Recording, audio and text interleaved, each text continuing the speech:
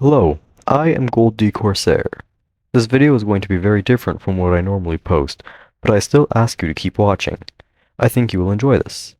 I won't make many videos like this, but if you guys enjoy this style, feel free to let me know in my Discord or down in the comments below. If you are active in the GAR community, then you must have seen the new images of concept activity morphs for various divisions made by debinka2018. Debinka is an active member in GAR as he is part of the Republic Journal, Community Engagement Team, and Tournament Organizer Team. He is also an up-and-coming developer.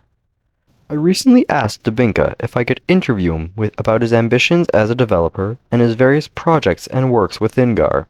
When I asked him about his future plans of becoming an actual developer for GAR, this was his response. Yes, I have been trying to become a GAR developer for around half a year now. I have contacted various GAR and TGE developers about it, but the heads of Blueprint keep ignoring my applications.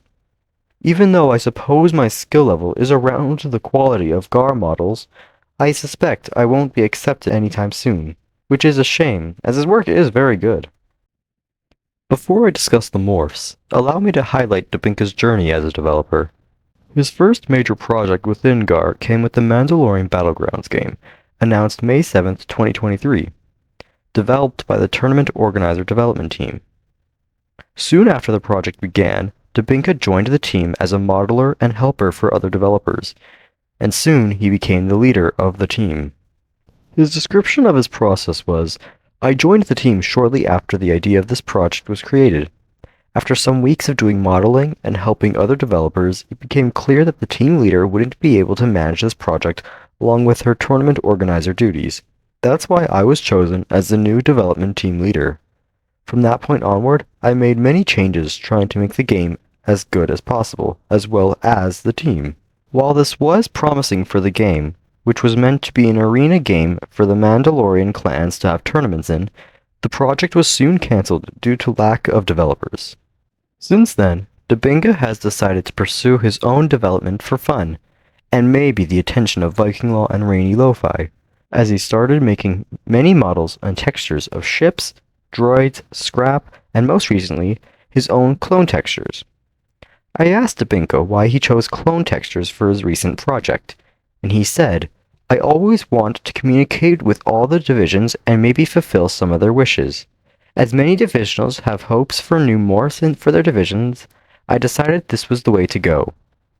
These morphs are very good, so allow me to present each model to you, as well as my opinions and ratings of each."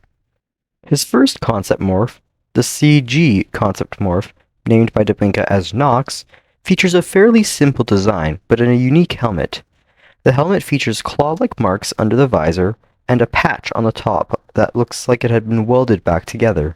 Even though it is fairly simple, I would still give it about a 6 out of 10. The 41st morph is very nice as it has a very accurate design with its camouflage. The morph consists of hints of yellow paint, an orange pauldron, breathing tubes attached to the helmet vents, and an oxygen tank with an antenna on the back. This morph has since been put on the official tryout post for the 41st. The uniqueness of this morph earns it an 8 out of 10. The 187th morph goes a bit further from its original division. It has very little purple, but features a pauldron, rangefinder, suspender-like straps, and a bicep strap. It also has touches of brown on the scratched and weathered armor. This is Debinka's favorite morph. As he said, "I would say my favorite so far is the 187th one. Although I'm not a big fan of the division itself, I feel like my morph has a nice combination of colors." I would agree that this morph is good, so I would give it about an 8.5 out of 10. For bark, Debinka went with a bold ARF helmet that does look somewhat blocky. The morph itself is okay, but feels somewhat bland compared to the other morphs. The texture on the ARF helmet, though, does look nice and give a unique feel, although I would only give this morph about a 5 out of 10.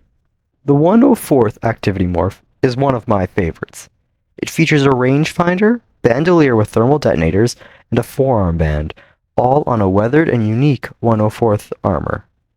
The helmet also features a crosshair style emblem under the visor. It very much reminds me of Commander Mayday from the Bad Batch, and I would give this morph a 9 out of 10, as it does lack some torso paint, but makes up for it with the bandolier. The 7th activity morph feels very rugged. It has a rangefinder, shoulder ammunition pack, backpack, and a graduation medal on the torso. It also features a different paint scheme than normal 7th Troopers. The torso, however, features very little detail similar to the 104th, apart from the weathering, and thus only gets about a 6.5 out of 10. The 327th activity morph is very, very well done. Named Phoenix and given the designation of CT-5039, this trooper features a flashlight helmet attachment, pauldron, shoulder antenna, and a pair of Bacta reserves on his back. He dons a much darker yellow than most other 327th troopers, as well as a very unique paint design on the torso, but does have very standard leg armor. This morph gets a 7.5 out of 10, as it's very unique, but doesn't look a lot like a 327th. Debinka's final activity morph was the 501st Bomb Squad morph, who he named Trigger. Another one of my favorite morphs, Trigger has extra clone gunner armor on the shoulders and torso, a comma, and a pair of bomb clippers on his belt, along with a backpack filled with various defusal tools. His helmet features a Republic Navy emblem, and the armor is covered in a weathered texture. Because of the uniqueness of this morph and how well the color scheme fits together, I give this morph a 9 out of 10. While not an activity morph, I have to mention Debinka's Mayday morph. It is honestly perfect. The winter weathering looks phenomenal and the bandages are amazing. This is my absolute favorite morph. I love Mayday, and I think this is a perfect morph. 10 out of 10. Debinka nailed this.